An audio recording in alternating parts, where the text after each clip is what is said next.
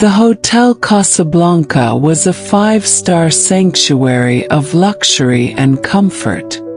Businessmen, tourists, and the wealthy flocked to its grand halls, its elegantly furnished rooms, and its world-class service.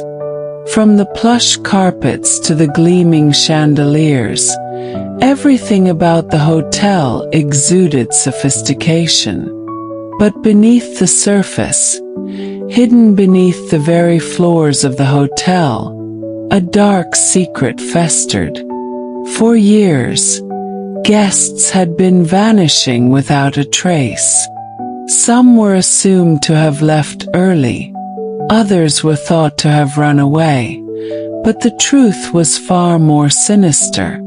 A network of tunnels lay beneath the hotel, used by the corrupt staff to abduct unsuspecting visitors in the dead of night.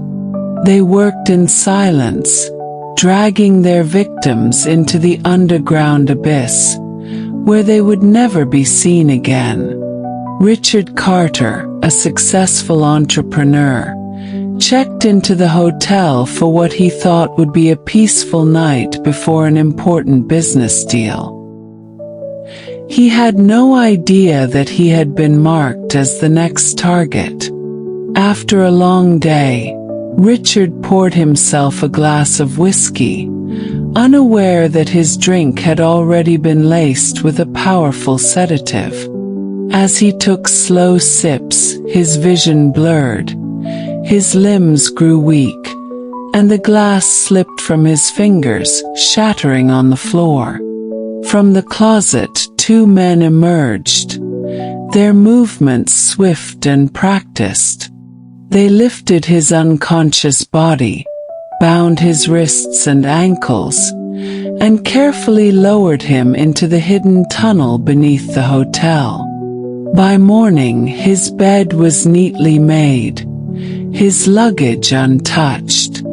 To the world, it was as if he had simply disappeared. Emily Thompson, a young traveler documenting her journey online, was excited to be staying at the Hotel Casablanca. She took photos of her suite, admired the lavish furnishings, and prepared for her final night in the city. After a long day of sightseeing, she locked her door, plugged in her phone, and stepped into the shower.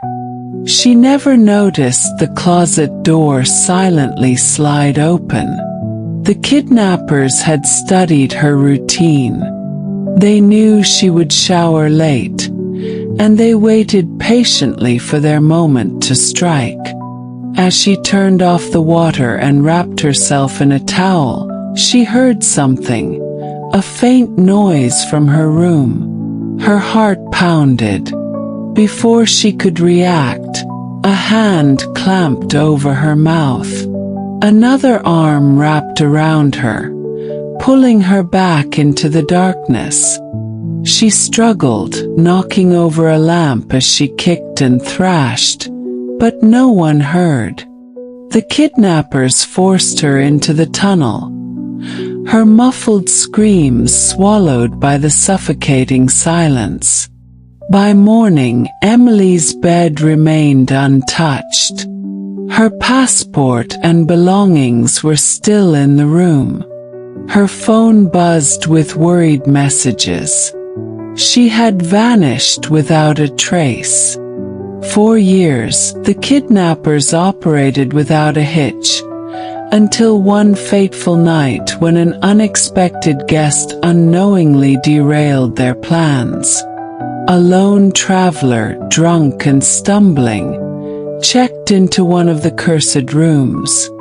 Too intoxicated to notice anything unusual, he decided to stash a few extra drinks in the closet. As he reached for the shelf, he noticed something odd.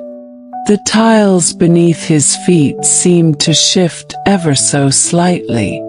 Curious, he kicked at the floor and heard a hollow sound.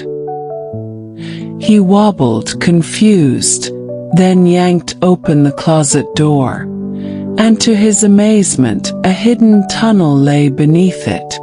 Instead of calling for help, the drunken traveler sat down, laughing to himself.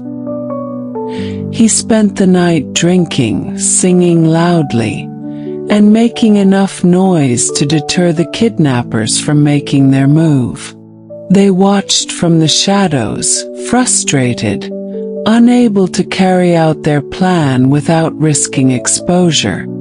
The next morning, the traveler checked out of the hotel and met up with an old friend, a police officer.